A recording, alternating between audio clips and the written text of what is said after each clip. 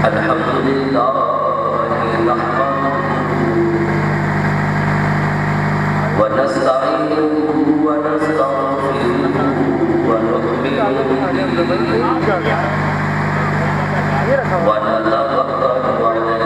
عليه ونعوذ بالله من شرور أنفسنا ومن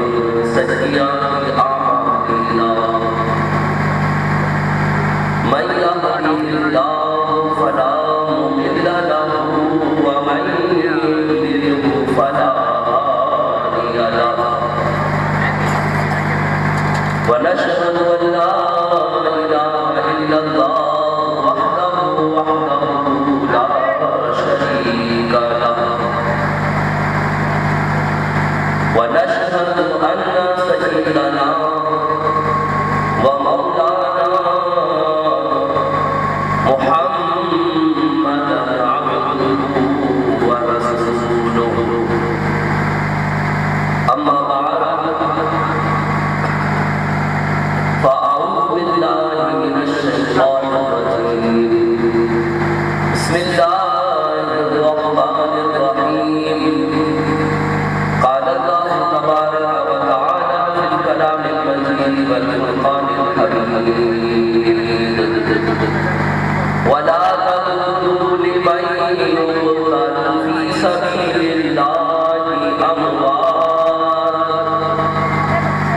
بل أحياء ولكن لا تشعرون قال الله تبارك وتعالى في مقام آخر ولا تحسبن الذين قتلوا في سبيل الله أموات بل أحياء عند ربهم يرزقون صدق الله العظيم وصدق رسوله النبي الكريم ونحن على ذلك لمن الشاهدين والشاكرين والحمد لله رب العالمين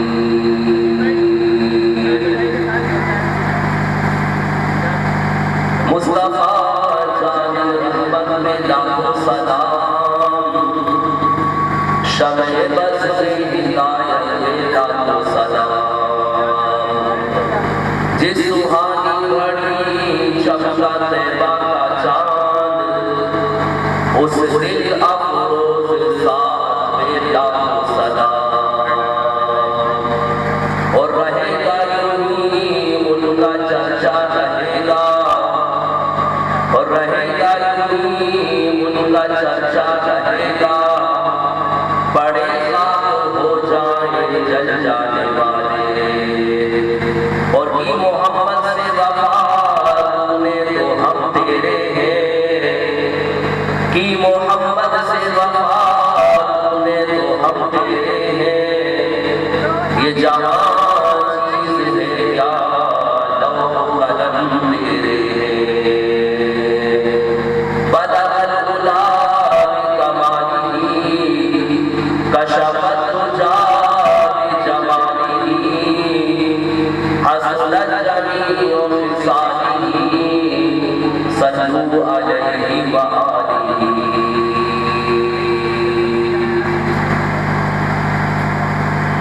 انتہائی عقیدت اور محبت کے ساتھ میرے ساتھ درود پاک کا نذرانہ پیش کریں الصلاۃ والسلام علیک یا سیدی یا رسول اللہ الصلاۃ والسلام علیک یا سیدی یا حبیب اللہ الصلاۃ والسلام علیک یا رحمۃ للعالمین وعلی آلک وصحبک یا سیدی یا خاتم النبیین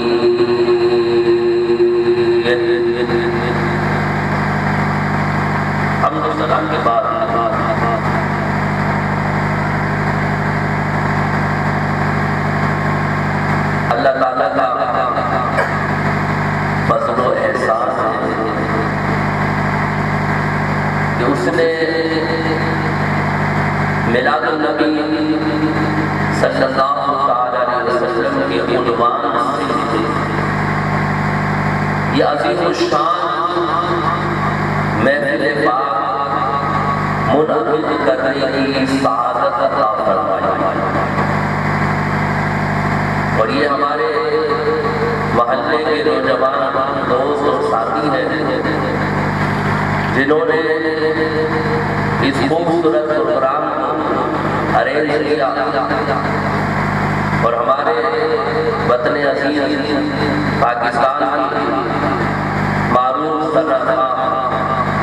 برادر مکرم محمد کامران صدیقی صاحب حافظ اللہ تعالی، جن کی محبت اور شفقتوں کے سبب مجھے یہاں پر حاضری کی سعادت نصیب ہوئی۔ محفل کا شیڈول کیا ہے یہ مجھے نہیں معلوم، اسی بیان کس کا ہے یہ بھی مجھے نہیں معلوم۔ تو یہ چیزیں جو ہیں جب آپ کسی کو محفل میں دعوت دیں تو یہ ساری چیزیں جو ہے اس کو پہلے سے بتانا چاہیے تاکہ وہ اس کے مطابق جو ہے اپنے بیان کی ٹائم کو دیکھتے ہوئے، ٹائم کو مد نظر رکھتے ہوئے وہ بیان کرے۔ تو اس کو بھی ہم دعوت دیں، اس کو ہم یہ تمام چیزیں جو ہے بتانا۔ تو مجھے یہ نہیں کہہ رہے کہ مجھے دعوت دیں، بس اس پروگرام کا شیڈول جو ہے تھوڑا سا معلوم ہونا چاہیے۔ تو میں نے پوچھا تھا کسی سے کہ بھائی خصوصی بیان کس کا ہے، تو وہ مجھے بتایا گیا ہے کہ رات تقریباً 1 بجے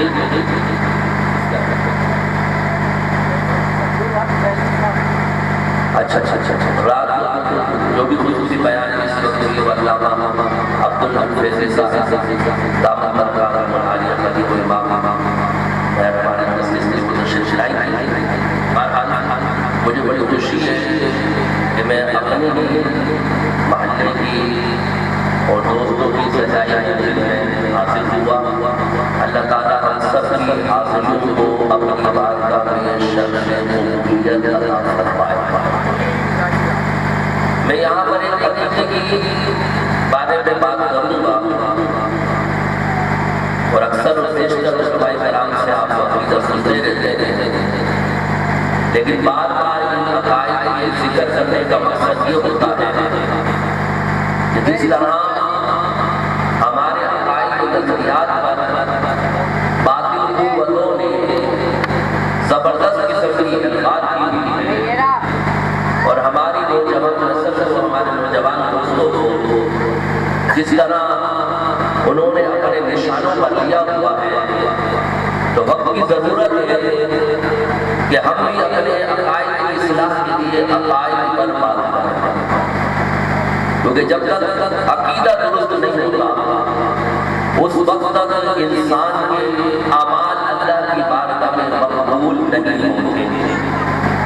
عقیدہ اگر خراب ہے تو اعمال کتنے ہی خوشنما، کتنے ہی خوبصورت ہو، بظاہر ان میں کتنا ہی خشوع اور خضوع کا رنگ بھر دیا گیا ہو، لیکن اگر عقیدہ درست نہیں ہے تو یہ تمام بظاہر اعمال صالحہ نظر آ رہے ہیں، کل بروز قیامت اس بندے کے منہ پر مار دیا جائے گی، اس کو اٹھا کے جہنم کی آگ میں پھینک دیا جائے گا۔ لہذا عقیدے کی اصلاح جو ہے وہ سب سے پہلے ہے اور سب سے ضروری ہے، اور دور حاضر میں سب سے زیادہ اہمیت کی عام چیز بھی یہی ہے، کیونکہ جتنے بھی فرقے کام کر رہے ہیں وہ کسی کی بھی اصلاح میں کام کر رہے ہیں۔ آپ کبھی غامدی کو سچ کر کے سنے، ویسے تو نہ سنے، ویسے سمجھانے کے لیے کہہ رہا ہوں، کبھی وہ کسی کا وضو صحیح کرتے ہوئے بیان کرنے کا نظر آئے گا،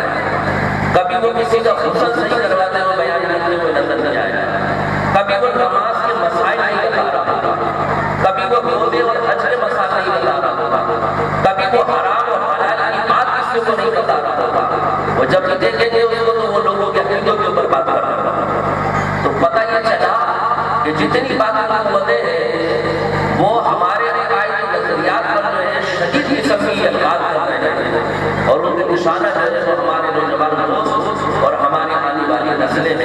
اللہ تعالیٰ ہمیں اور ہماری نسلوں کے ان شر سے محفوظ فرمائے۔ جو آیت کریمہ میں نے تلاوت کی، ایک آیت کریمہ دوسرے پارے سورہ بقرہ کی ہے اور دوسری آیت کریمہ بھی اسی کا مفہوم۔